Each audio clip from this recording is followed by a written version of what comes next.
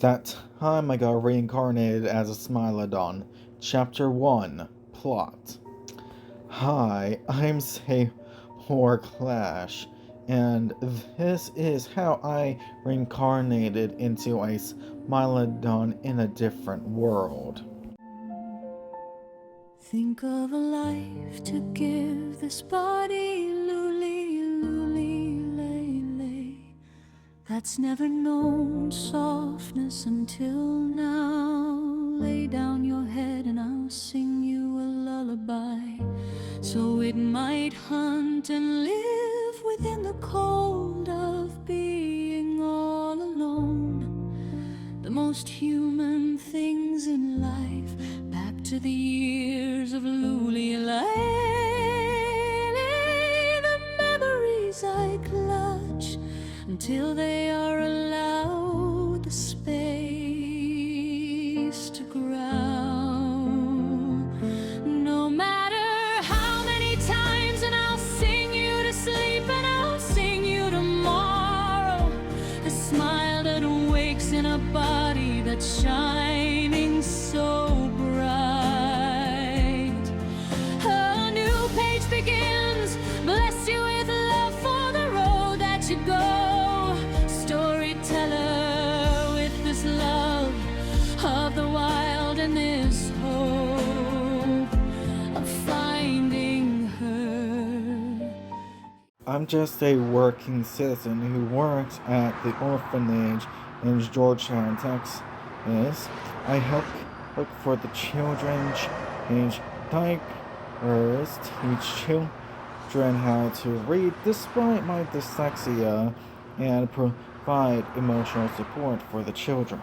I was driving to work when a group in a car were driving at high speed while cops were on their tail. The group in the car hit my 64 Impala. My poor 64 Impala ran into an electrical pole, causing my poor 64 Impala to explode. I could only see darkness after I died, but I could feel warmth of fur and cold air of winter with two sets of rough licks against my body for what I could only assume are from two exotic cats. I was nuzzled into a nipple, and feeling hungry, I began drinking milk instinctively while kneading. I could hear something like a purr. After 12 days, I could finally open my eyes, and I saw that there were a coupled pair of Smilodons. I am a Smilodon as well. Seeing this, I realized that I reincarnated into my favorite animal. After 2 years of living with my Smilodon parents, who taught me how to survive, it was time for me to go on my own. I gained a couple of skills called Gravity Hammer and Throat Jaw Lock, both self-explanatory. I was currently chasing a rabbit before I was blown into a tree by wind magic. When I looked up in a submissive position, my ears drooped, and I saw a human girl in her late teens. She wore an aurora winter outfit that complements her figure and youthful beauty. Her rabbit hiding behind her, his mistress. I show no signs of hostility as she approaches me with a warm, kind presence. The girl approaches me with a gentle smile, her rabbit peeking out from behind her legs with curiosity. Lady. Hey there, big guy. You seem lost. She kneels down, extending a gloved hand towards me. Lady. Are you okay? You don't look like you belong here. I telepathically spoke. You're not mad that I tried to eat your rabbit, ma'am? Because I honestly didn't know it was someone's tame. I was both shocked yet submissive in this moment. Knowing better than to attack back, my ears droop in submission. The girl's eyes widen slightly at my telepathic voice, but she doesn't seem frightened. Instead, she looks curious and maybe a little amused. Lady, no, I'm not mad. You were just doing what comes naturally, right? And besides, she pauses, smiling softly. Lady, besides, you seem like you have manners. Most predators don't apologize after trying to eat someone's familiar or tame, as you called him. She gently pats my head, her touch warm through my fur. Lady, what's your name? I'm Ilara, and this little one is Snowball. I telepathically spoke. Sabor, ma'am. Um, you wouldn't happen to have some meat I can eat, would you? I'm really hungry after that bug I ate yesterday and this morning.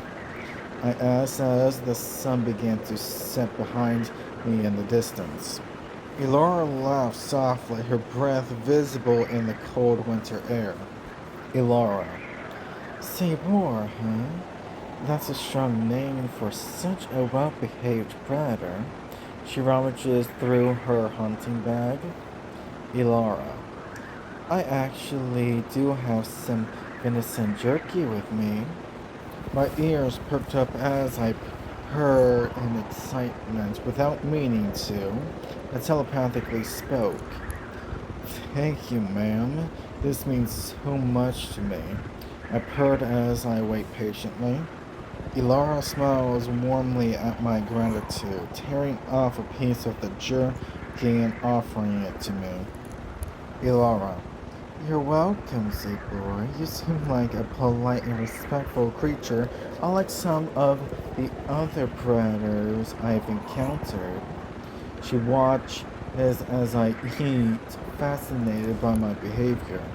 I did what I could to eat the jerky in my mouth, the taste of seasoning with light salt filling my taste buds under the claws of my tongue. As I eat, Laura can't help but notice how gentle and almost civilized I seem compared to the other wild beasts she's encountered. She finds herself growing more and more curious about me. Ilara. Sabor, can I ask you something? She asked softly, petting my head again. Once I got the jerky down, I telepathically spoke. I haven't had jerky in a long time. I purred, remembering how the jerky tasted back in my human life whenever I got jerky from the Bucky's gas station. Laura's eyes widened slightly at my response, sensing something deeper in my words. Ilara, you've had jerky before? That means you've interacted with humans before. She tilts her head curiously. Ilara. Sabor, who did you get jerky from? She asked gently. My purring stopped as my eyes dilated, big hidden realization I said that telepathically instead of my head. I telepathically spoke in response, knowing that I have to explain myself now. Whoops. I thought I had thought that in my head without broadcasting it to you. No one from this world until now, ma'am. I let it sink in for a moment while I think about how to further explain. Ilara blinks in surprise for a moment before he bursts into laughter. She finds my accidental slip in the way I'm trying to backpedal absolutely adorable. Ilara. So, you're from another world then? And you had jerky there? She asked between giggles. I telepathically spoke as I slowly explained as my memories come back to me.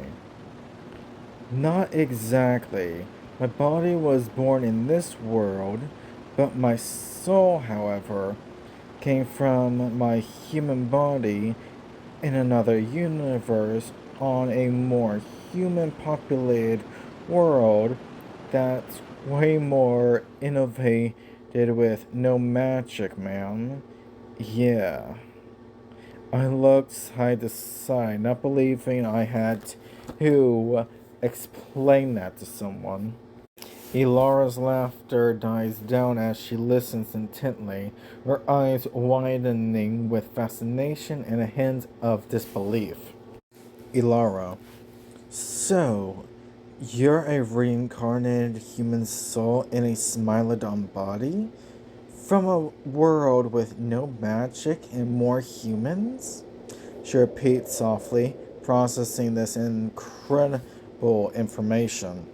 I nodded, my eyes and tail showing my shocked and mixed emotions. Eleanor takes a moment to absorb this incredible revelation. She looks at me with new eyes, seeing not just a powerful predator, but a soul with a unique and fascinating story.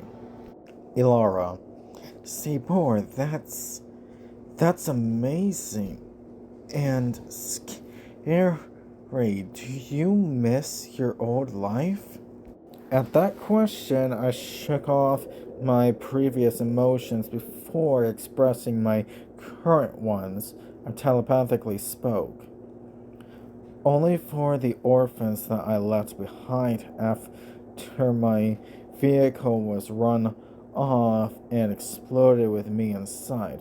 But you wouldn't know what that is. However, despite my life being a little more boring now than before, at least I'm in a body that actually suits me better than my human body, I've heard. Elara's heart aches at the mention of the orphans I left behind. She understands now why I have such a gentle and caring soul despite being a predator. She smiles softly at my purr. Elara, a body that suits you better. I can see that. She strokes my fur gently. I telepathically spoke. Plus, I'm my favorite animal that was extinct in my previous world, so I can't complain. However, nursing off of my Smilodon mother after around 2 weeks before opening my eyes to see that she's a Smilodon was a shock for me. I heard an amusement at that memory awkwardly. Ilara laughed softly, matching the shock I must have felt as a human soul awakening in a Smilodon cub's body. She continues petting me, finding this entire conversation utterly fascinating. Ilara, so your mother raised you like a normal Smilodon cub? She asks curiously. I telepathically spoke. The best she could, but I know that those two probably suspected that I was different from them, but I never told them why that was until you, ma'am, I purred. Ilar nods understandingly, realizing that I've kept this extraordinary secret to myself for a long time. She feels honored that I've chosen to share my story with her. Ilara, I'm glad you felt comfortable enough to tell me, Sibor, she says sincerely. I telepathically spoke. Yeah, well, it's my fault for slipping anyways. And it's a tall tale, so I purred before changing topic. Anyways, out of pure curiosity, You would happen to be interested in taming me, Ilara? I purred curiously. Ilara's hand pauses in my fur as she considers my question seriously. Taming a Smilodon, especially one with a human soul, is an incredibly tempting proposition. Ilara. Sabor, I would be honored to try. He says softly, her eyes shining with excitement and determination. I sat upright, lowering my head, ready for her to use her taming magic. Ilara takes a deep breath, focusing her magical energy. She places her hands gently on my head and starts the taming process. The magic from her hands into my being, attempting to establish a deep, unbreakable bond between us two. I closed my eyes as a collar of magic forms around my neck. The color in aurora green. As the magical collar snaps into place around my neck, Ilara feels an immediate connection to me. The collar pulses with energy that syncs perfectly with both of our souls. Smilodon's wild spirit intertwined with a human's consciousness, creating an unbreakable bond between owner and beast. The collar disappears, but is still present as I opened my eyes. Knowing that I finally gotten a human mistress, I telepathically spoke. Finally, I've got my mistress. I purred before my body evolved before her eyes, transforming from a Smilodon to a Smiloanix. The fur of my lower limbs turning white with cold power. Phoenix angel wings spread from my back as they glowed orange flames that were harmless. A voice in my head spoke. Oracle.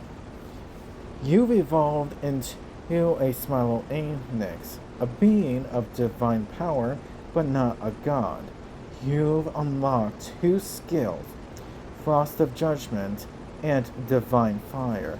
Frost of Judgment frees sinners to the appropriate amount to a degree that the user knows is guilty based off of your messianic faith, and the target's sinner level.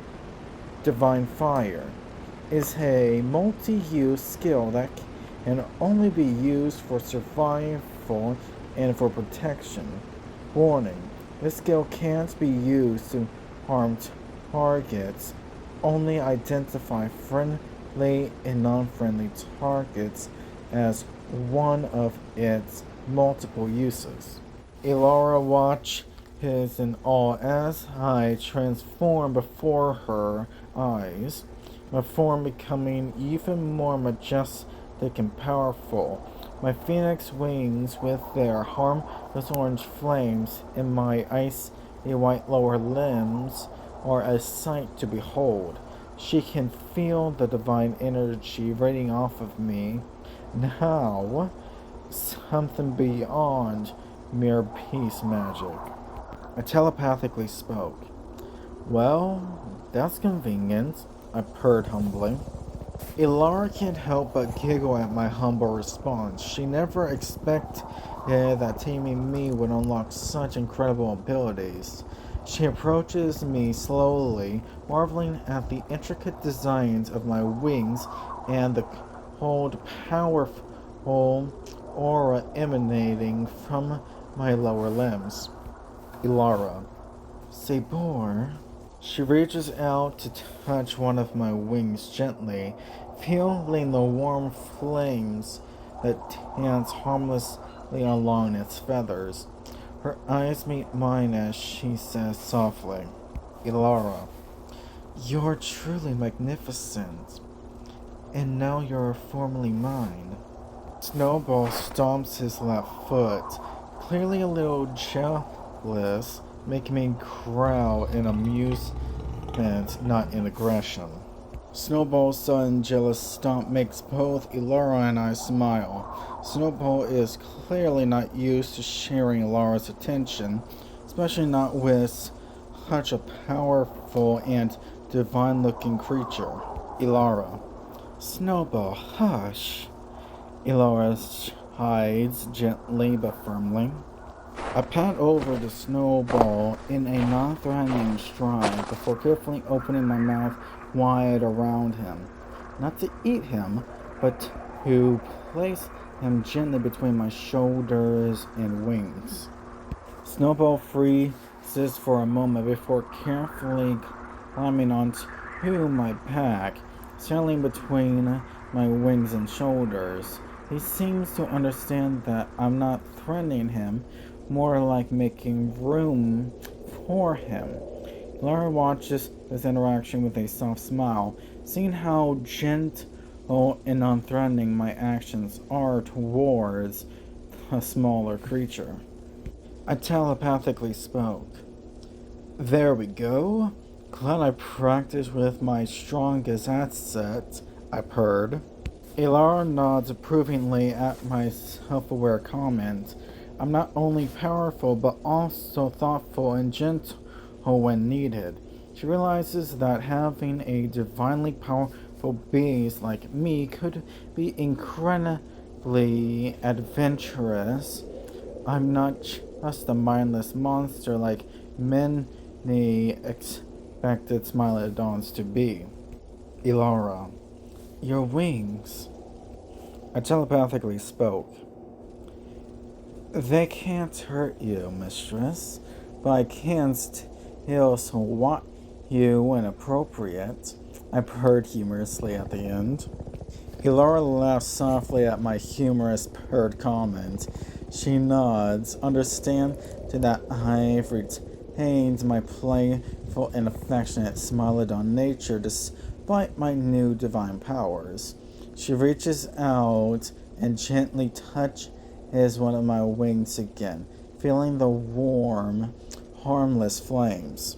Elara. So, these flames. She looks at me expectantly, waiting for an explanation about the flames. She's curious about all aspects of my new form, especially anything that might be useful or interesting. Elara. Do they have any specific properties besides being harmless? She asks gently. Elara. Can they burn anything? I telepathically spoke. Only when given permission, and from what I understand, it can be used for multiple things. Survival, innovation, even if it's just lighting up a forge, and, above all, protect multiple targets while targeting other targets for death without harming those I'm protecting in a hostage-type situation from other creatures, or a similar scenario where someone is stuck in something burnable. I was showing my human intelligence a bit. Elara's eyes widen slightly at my detailed explanation. She's impressed by my intelligence and the versatility of my new abilities. Being able to protect multiple targets while targeting others for death sounds incredibly useful in battles, hunts, or even in unexpected situations where someone is trapped. I continued. Sorry if that was a little fast, mistress. I can get a little carried away with my knowledge and plausible possibilities that certain variables can contribute to a number of different scenarios. I explained, waiting patiently to see if I even need to explain it differently. Elara smiles warmly at my apology. She appreciates that I am aware of my own tendencies and are willing to explain things at a pace she can understand. He shakes her head slightly. Elara. No apology needed. I'm just impressed by how quick you can process and explain these complex ideas. I telepathically spoke.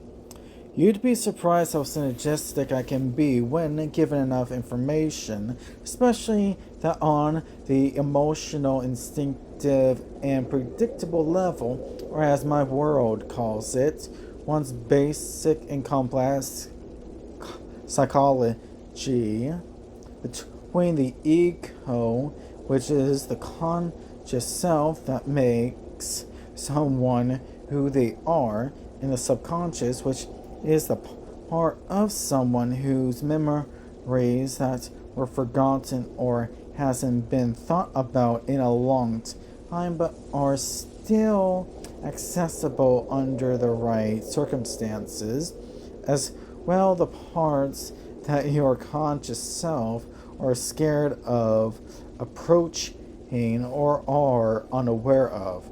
Therefore, each contributing to what makes someone or any living thing who they are at their built up foundations of their life to their death.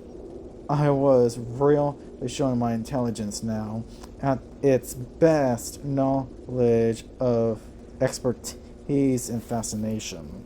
Elara stares at me in awe, completely blown away by my understanding and explanation of psychology. My insight into the complexities of the human and animal mind is extraordinary. She realizes that I'm not just an intelligent beast, I'm a genius. Elara. Sibor, she whispers, her voice trembling slightly. She takes a deep breath, trying to regain her composure.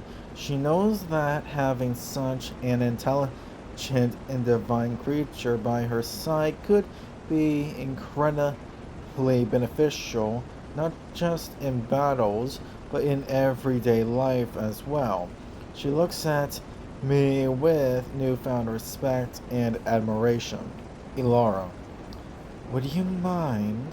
She pauses. I purred knowingly before I telepathically spoke. I'm your tamer and time mistress. I'll always be devoted to you and your children's protection, especially when my mind is put to use to help your village to the best of my capabilities. Just be mindful that my knowledge is limited to my understanding and when I tied in my human life, so don't be surprised if I'm wrong about a few things, and that I will need multiple people to collaborate with on certain subjects, mistress. I said warmly and seriously, my purr gone for the moment. Elara smiled softly at my sincere and honest words. She appreciates my humility despite my immense knowledge and power. She nods understanding that even I, with all my wisdom, have limits and need collaboration sometimes. She reaches out to gently stroke my fur. Elara. Of course, Sigbor, I understand. I telepathically spoke. Thank you, mistress. And speaking of which, we should get going before it gets any colder, I said reasonably as the 5 auroras appear in the sky minutes after the sun had set. The red, green, purple, gold, and silver ribbons of light swaying in the atmosphere beautifully. Elara looks up at the stunning auroras that have appeared in the sky, the colors dancing and swaying in a mesmerizing display. She nods in agreement, realizing that the temperature has indeed started to drop significantly. Ilara. You're right, Sipor, she says softly. Ilara. We should head back. I followed beside her, Snowball resting happily between my shoulders as I pad stride by stride. Ilara walks beside me, her hand occasionally reaching out to pet Snowball, who is contentedly resting between my shoulders. The village comes into view past the forest as we approach the outskirts. The warm glow of orange mana gems lighting up the path ahead. The gems are embedded in the stone walls of the village. Children's laughter echoes from inside homes despite the cold evening air. The guards led us past the gates, the shadow wolves by their sides. As we walked in, Ilara slowly started unzipping her Aurora-designed coat, telling me to turn off the harmless flames from my wings. Ilara slowly unzips her coat as they enter the village, revealing her warm layers underneath. She turns to me with a gentle smile. Ilara, you can't turn off your flames now, Sabor. We're back in the warmth of the village. She pauses, looking around at the bustling activity. Ilara blinks and looks at me, realization dawning on her face that my flames are gone. She laughs softly. Ilara, when did you do that? She asks, shaking her head slightly. Ilara, sometimes I think you anticipate my requests before I even make them. I telepathically spoke. I saw you unzipping your coat, so I acted accordingly, mistress. I purred. Ilara, you're very observant, boy. That's a useful trait. She smiles softly. We walk through the village, people casting curious glances at my divine Smilodon features, walking calmly beside their chieftain's daughter. Some children even point and whisper, fascinated by my majestic presence. Despite the stares, I saw teams working with their human tamers on different tasks, helping trade products, harvesting fruits into baskets that are on opposite ends of harnesses on bears or dire wolves, etc. Ilara notices my observant gaze, thinking in the scene around me.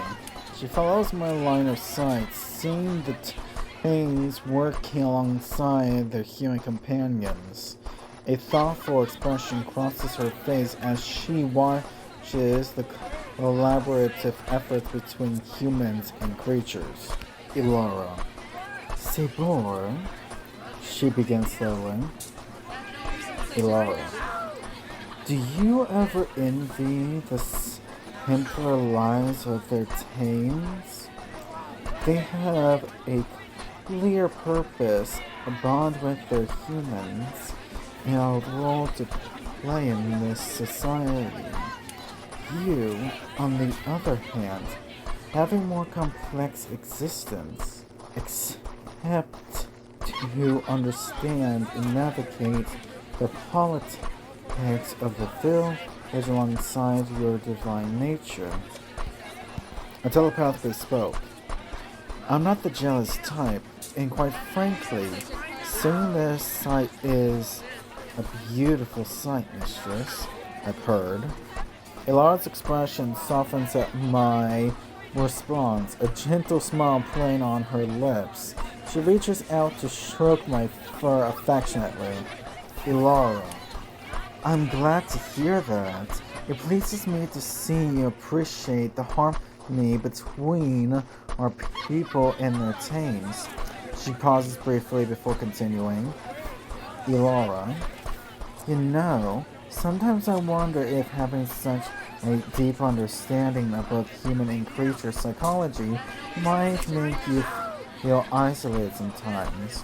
You understand us both so well, but maybe sometimes it's hard to connect wholly with either group because you see things from both perspectives. I telepathically spoke. You don't have to worry about that, mistress. It's those very things why I can connect with you both. Also, I'm no divine creature. Only two of my top two skills are. Plus, I'm a very empathetic creature who is true to myself. I purred in affection at her concern. Ilara's heart swells with warmth at my reassuring words, and the gentle purr rumbling against her hand. She leans into me slightly, appreciating the unique bond we share, the understanding that comes from my empathetic nature and divine skills. Ilara, my wise boy, she murmured softly. I telepathically spoke. I was 23 before I died, and even back then, I was still wise beyond my years. But anyways, I've noticed how the others look at you, so I'm guessing that you're the chieftain's daughter or something, mistress? I asked curiously. Ilara chuckled softly at my question, her fingers continuing to gently pet my fur. Ilara, observancy boy. Yes, I am the daughter of Chief Kaftina. The villagers look to me with respect and expectation because of my lineage and the role I play in our community. I telepathically spoke. That explains both the looks and the fancy, gorgeous coat, mistress. I purred as we approach a cabin that is marked in a script that I can't read, but I guess that this is our home. Ilara laughs gently at my observation about her coat, nodding in agreement. Ilara, you're right. It is rather fancy for everyday wear, but it helps when I'm outside. We arrive at her family's cabin, the largest and most ornately made structure in the village. We walked in to see Ilara's mother, Kaftina, cooking dinner in the kitchen. I walked away to find a place to lie down to see a female Snow White direwolf lying down in a bed of woolly cow pelts. I spoke in the universal animal beast language that was taught to me by my Smilodon parents. Hello, ma'am. Is it okay if I lie down next to you? I asked the female direwolf with curiosity and a polite demeanor. The direwolf looks up at the sound of my query, her icy blue eyes meeting mine. She thumps her tail gently on the pelt, giving a soft whimper that translates to an inviting yes in the universal beast language. Direwolf. Who's this polite young thing? She's slightly bigger than I due to age difference and me not yet being as big as I'm going to be in a couple of decades. I pad over next to her, purring happily before responding. Thank you, and I'm Sabor, Mistress Ilara's new tame, I purred. The direwolf's ears perk up at the mention of Ilara's name. She shifts slightly to make more room for me, her tail thumping gently again. Direwolf. Ah, so you're the new addition to our little family then. I'm Luna. Nice to meet you, Luna. I'm guessing you're Mistress Ilara's they're Kathina's tame, ma'am? I purred curiously. Luna's chest puffs out slightly with pride and affection. Luna. Yes, I am Kathina's loyal companion. We've been together for many years now. She pauses, sniffing my scent curiously before continuing. Luna. You're very polite for a Smilodon, Sabor. Smilo-anix now, actually. But anyways, that's because I'm a unique personality. Also, don't let that pride of yours make you overestimate yourself, Luna. That's a good way to get yourself and others hurt, ma'am. I heard in a serious and warm tone. Luna blinked slowly at my gentle correction and warning, her pride momentarily taken aback by my wisdom. She has to admit, there's something endearing about my serious tone mixed with that constant purring. Luna, you're very wise for someone so young. I get that a lot, ma'am. Meanwhile, Elora walks over to the kitchen before giving her mother, Kathina, a hand in the kitchen. Kathina. Good evening, sweetie. Who's the Smilodon you tamed? She asks in concentration, not intending to come off as cold. Elara smiles warmly, not taking offense to her mother's distracted tone. Elara. His name is Sabor, Mother. He's very special. The most polite and intelligent Smilodon I've ever encountered. She grabs a vegetable to peel.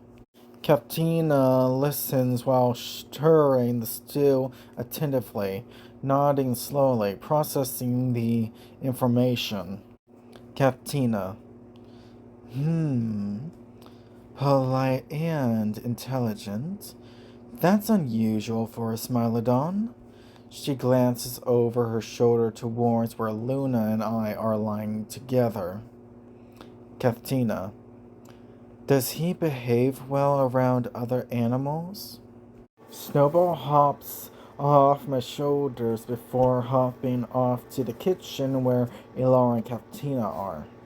Elara notices Snowball approaching and smiles, bending down to scoop up the playful little rabbit. Elara. Of course he does, Mother. Sabor is very gentle and respectful. She kisses Snowball's furry head affectionately. Elara. Isn't that right, sweetheart? Snowball's long ears perked up a little as he sniffs Elara's hand before hopping off into his bed at the kitchen window perch to the dining room. Katina watches Snowball settle into his bed before turning back to Elara. Katina. I'm glad he's well behaved. She pauses, stirring the stew thoughtfully. Katina. But what about other predators? Does he get along with them? She asks this last part quietly, almost nervously. Hearing the question in the living room, I telepathically spoke. I'm getting along with Luna, am I not, ma'am? I purred warmly. Luna thumps her tail at the sound of my mental voice, nuzzling closer to me in approval. Katina hears my mental response and nods thoughtfully. Katina. That's true, but Luna is quite gentle herself. What about more aggressive predators? She asks curiously. I telepathically spoke. Tamed ones don't bother me, but if I'm given no choice but to put them in their place, I will. But I won't kill them. Non-tamed ones, however, if they attack me, they're dead. I had to kill a tiger bear a month ago before continuing down here, ma'am, I said humbly and honestly. Katina listens to my mental explanation, her expression turning more relaxed and accepting. She nods slowly. Katina, fair enough. I Smilodon with self-control and honor. That's something rare indeed. She turns back to her stew, already thinking of me in a different light. Katina, Ilara? Ilara looks up from where she's chopping vegetables, meeting her mother's gaze. Ilara, yes, mother? She asks softly, a gentle smile on her face. Katina, dinner's almost ready. She nods towards the stew pot. Ilara nodded, moving over the chopped vegetables before cleaning her hands in the soapy bucket, rinse bucket, and final bucket before drying off her hands fully. Katina watches her daughter move around the kitchen efficiently, a look of pride on her face. As Ilara dries her hands, Katina speaks up again. Katina, Ilara, I was thinking, since a boar seems so well behaved and intelligent, perhaps we could let him join us for meals from now on. What do you think? Katina asks, glancing over at Luna and I lying together. Luna's ears perk up at the suggestion, her tail thumping softly in agreement. Katina, Luna usually eats with us after all. I telepathically spoke. Got any salmon, ma'am? I heard, my tone both serious and humorous. Katina chuckles at my serious yet humorous tone, her shoulders relaxing. Katina, yes, actually. Fresh caught this morning. She stirs the stew thoughtfully before glancing back at me. I'm not what she expected when she thought dangerous predator. My serious humor is disarming. I got up before quickly stretching, watching my claws on the floor as I do so, then pat around a dining room without entering the kitchen before sitting down patiently. The family notices my graceful, impatient behavior. Katina smiles softly, thinking how polite I am even without being told to sit. Ilara watches me with admiration, my dangerous claws clicking softly on the floor, yet sitting so patiently like a well-behaved cat. Luna thumps her tail approvingly. Luna joins as Katina pours the stew into bowls, while Ilara sets up their silverware before grabbing two big bowls for big appetite predators, then put both two whole salmon in one bowl and cut raw beef chunks in the other. Katina and Alara work together seamlessly, putting the finishing touches on the meal. Katina brings over the stew bowls for humans, while Alara carries the two large bowls for predators, the salmon for me, and the raw beef for Luna. Ilara, here you go, Seaboar. I telepathically spoke. Thank you, mistress. I began eating my salmon happily. The salmon themselves are bigger than what I was used to back on Earth in my human life, like twice the size.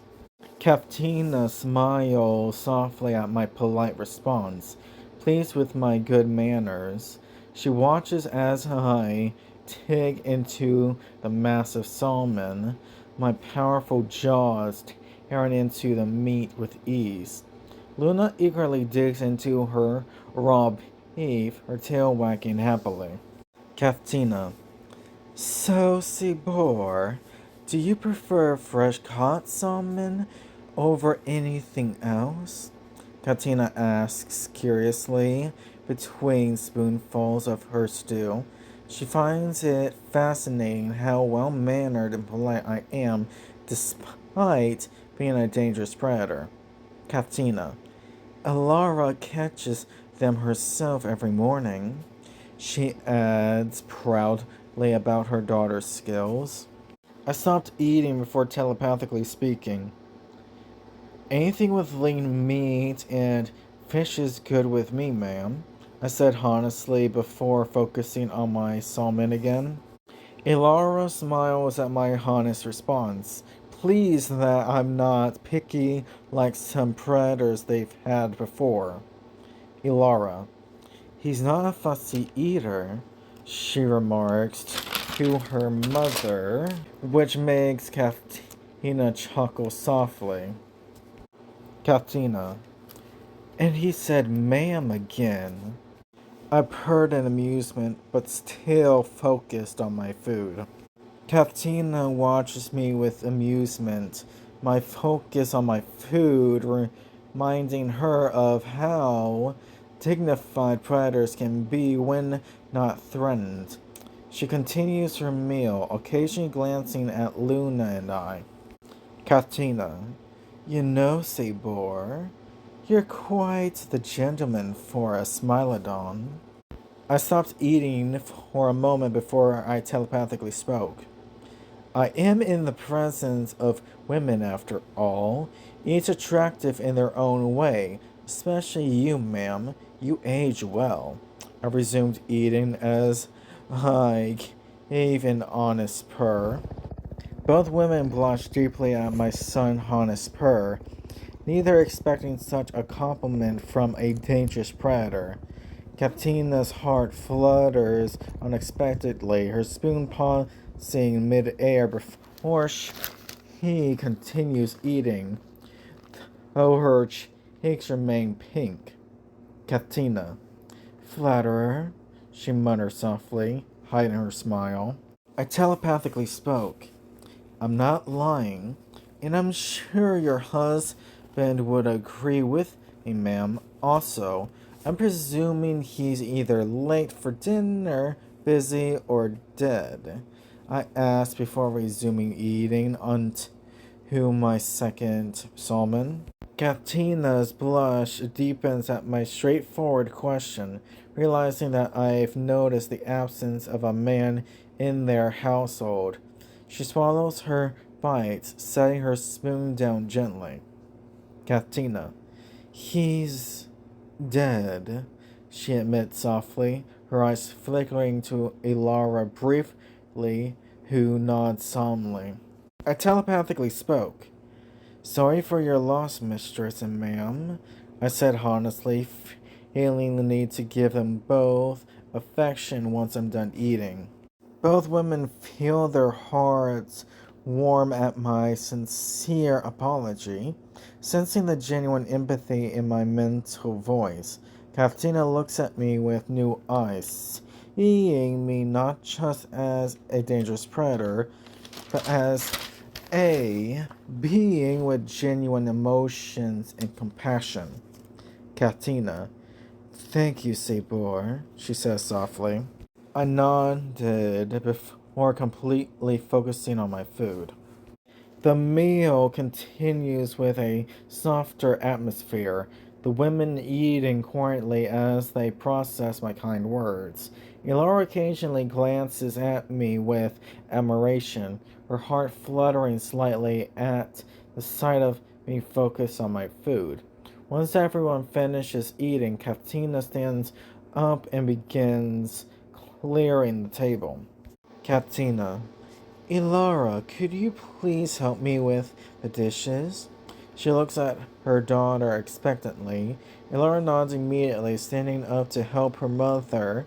They work together efficiently, washing and drying the dishes in silence for a moment before Katina speaks again softly. Katina. Sabor, she calls out mentally. I telepathically spoke as I pad over, staying out of the way. Yes, ma'am? Katina turns to face me, her eyes gentle as he watches me approach. She notices the way I stay out of the way, showing consideration and respect for their space. She finds it endearing, realizing that despite being a powerful predator, I possess a gentle soul. Katina, would you like to join us for a moment? We'd like to talk to you, if that's alright with you. Elora looks over at me with a small smile, her eyes hopeful as she waits for my response. Both women dry their hands on a towel, giving me their full attention. Katina, please? I telepathically spoke. Okay, I said curiously. Both women smiled softly at my curious response, finding it endearing how polite and respectful I am despite being a dangerous predator. Katina takes a deep breath before speaking softly. Katina. Sabor, we've been thinking. She exchanges glances with Alara before continuing. Katina. And this might sound strange, but we're wondering. Ilara picks up where her mother hesitates. Ilara, if you'd like to spend more time with us, not just meals, but maybe around the house, we feel safe with you. Katina nods in agreement. I telepathically spoke. You know I'll mostly be by your side, mistress. I am your tame after all, like Luna is for you, ma'am. I purred in amusement at the ridiculous question with an obvious answer. I pet over to them both, gently rubbing my cheek against them both affectionately for the loss of Katina's husband, who is Ilara's father. Both women melt at my gentle affection, their hearts warming as I rub my cheek against them both. Katina's eyes well up with tears, touched by my understanding and comforting presence. Ilara buries her face in my fur, holding onto me tightly as she misses her father deeply. Katina, Sabor, you're already like family to us, Katina whispers emotionally.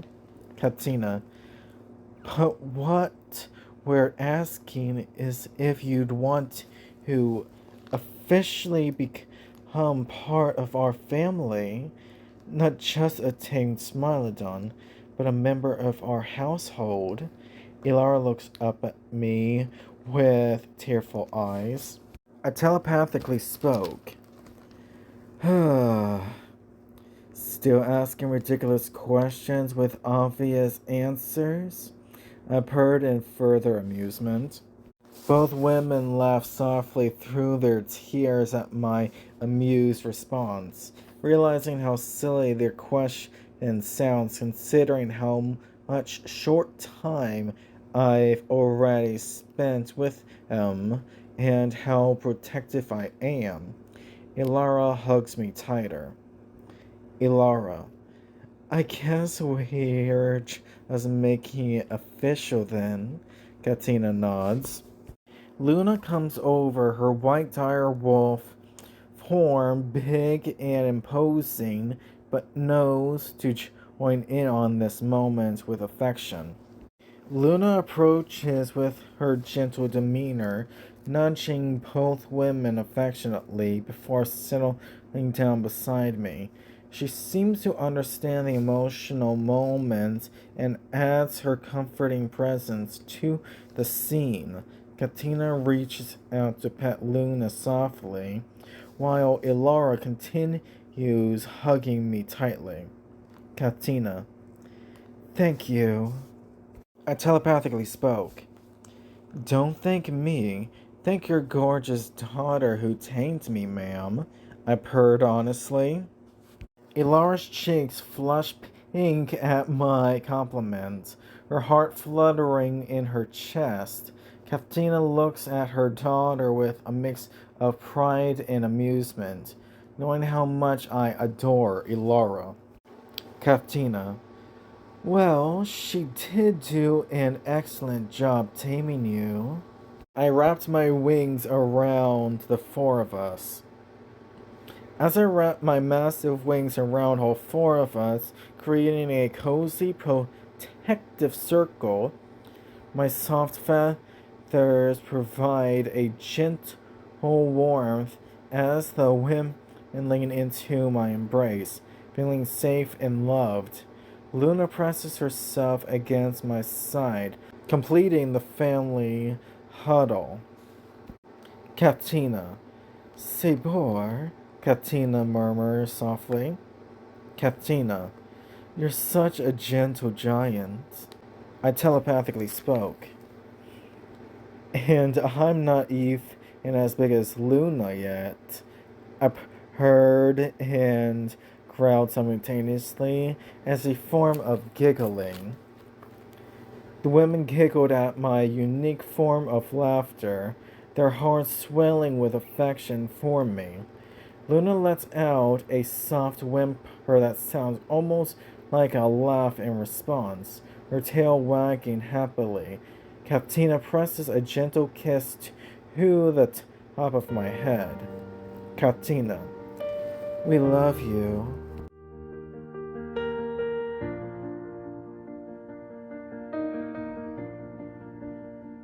In that empty sky, mistress, tell me, what was I looking at? What was I seeking then? Not even knowing why I was reborn, the reason I've awoken, the reason I've awoken.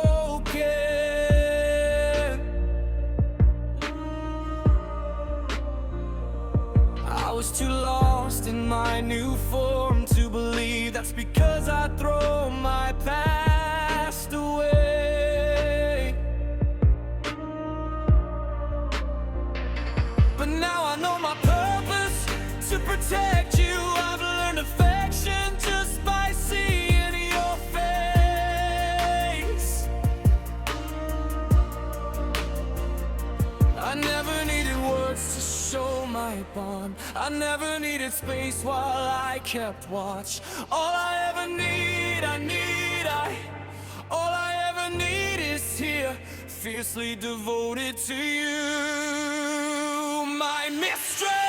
See your voice, my mistress, guides me, it brings me peace time and time again. Don't you know that I am your faithful God now? See your voice, my mistress, guides me, it brings me peace time and time again. Don't you know that I am your faithful God now? Drifting clouds in that ancient life, time after time, broken trust, broken trust. The wild that continues to threaten your world, I'm ready to defend the path, to drive out the dark. By doubting I've deceived myself, my tears of fear have completely dried up just for you.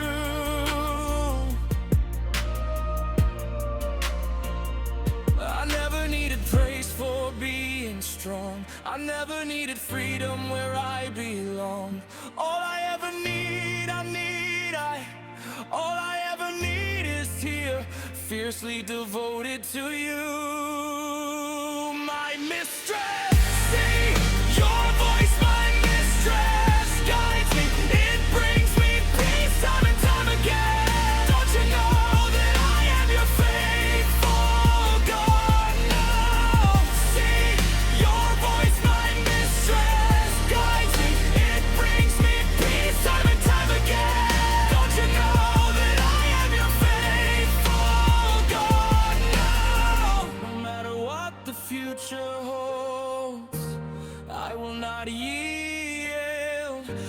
gaze is locked on you, I'll never look away. Before any danger strikes, I will be the shadow